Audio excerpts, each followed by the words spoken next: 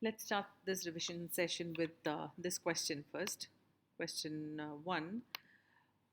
A sailor pulls a boat a distance of 30 meters along a dock using a rope that makes a 25 degrees angle with the horizontal.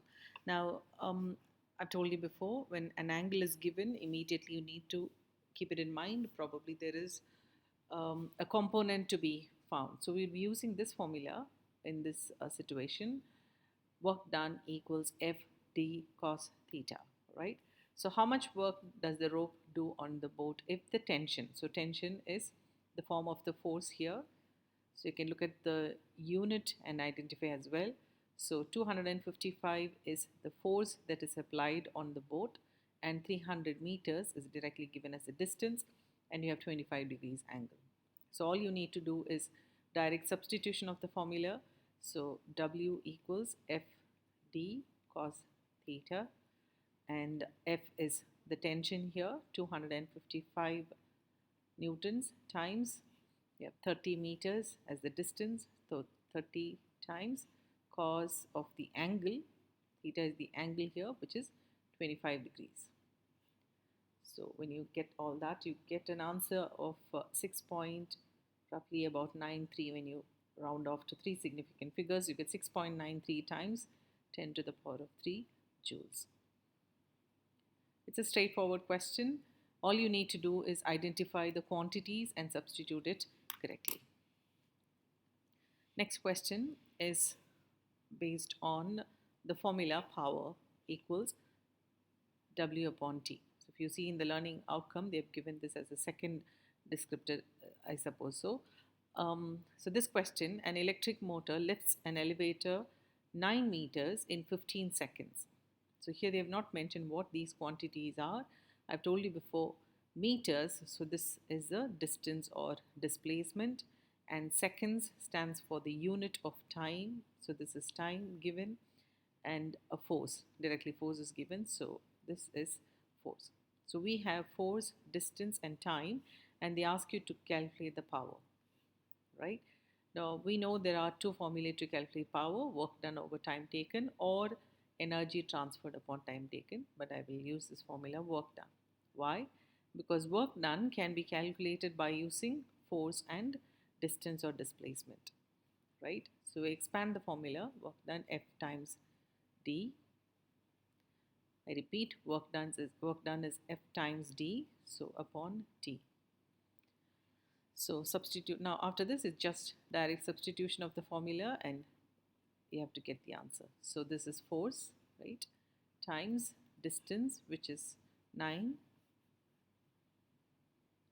and the time taken is 15 seconds. So you get the answer in unit for power. We know that it is in watts. You get, again, round off 7,200. Now this is in watts, but notice they ask you to find the power in kilowatts. So don't miss out these details that's given in the question. We get the answer in the standard unit, which is watts. So how do you convert this to kilowatts? You divide it by 1000, right? You divide it by 1000, thereby you get 7.2 kilowatts. Again, it's a very simple question, but still, if you would want to master these type of questions, look at the quantities, the units that are given, and then modify the formula accordingly, right? This question is based on the graph. It's given graphically. This is the learning outcome, the work done by a force from the area of force versus displacement graph. There is a chance that as soon as you see force and displacement, to directly substitute from the graph. Please don't do that. It's the area or under the graph. So here it's the area of the shape. What geometrical shape is this? This is rectangle. The geometrical shape here is a triangle. So you'll use the formula for area of these geometrical figures. Rectangle's area, we know it's length into breadth. Triangle's area is half times base times height, right? All you have to do is substitute. So half times 1.5 times 20 is the area for this section, and the area for this particular force applied over a distance of 1.5 will be direct 20 times 1.5. So here you get 30 joules is your answer. All these are in standard units. Please make sure if you wish to have your final answer um, in joules, standard unit, you need to make sure all the quantities are in standard unit. Here the force is given in newtons, yes, tick off. Displacement is in meters, yes, it's in standard unit. So this rectangle is equal to the work done, right? So we found the area under a force displacement graph to get the work done. Similarly here, it's triangle. So this, if you do the calculation, you will get 15 joules. So 15 joules is the work done in increasing the force from 0 to 20 to cover a distance of 1.5 meters. I hope that's clear. As I said, please look into the units, whether they are in standard units, and then substitute the area for the geometrical figure under the graph. This question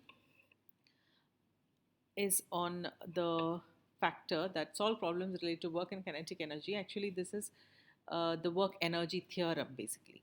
So the change in kinetic energy, so delta, this triangle stands for change in kinetic energy, will be equal to the work done. That's a concept here. Okay. Now we'll read the question. A mass of 875 kg, that's the mass of a car. It speeds up from 22 meters per second. So both speeds are given, initial, final, and you need to find out the initial and final kinetic energies of the car. That's the first part. And then how much work is done on the car to increase its speed. So the concept is, again, once you find out the kinetic energy change, that'll be equal to the work done. Straight away, that is the work done. All right. So initial kinetic energy will be equal to half times mv square. So half times 875 times 22 square, and then kinetic energy final is half times mv squared. Here you will substitute half times 875 times 44 square. So that would be roughly about 211750, and this is 84700 joules. And then delta kinetic energy, that is the difference. The difference between these two will be roughly about 635250 joules. If you write it in standard form, you get, or in kilojoules, if you write, you get 635 kilojoules. Right? That's a change in kinetic energy, which will also be equal to the work done on the system or on the car. So B and C are same, part question 1 and question 2 are similar. Both answers are the same, right?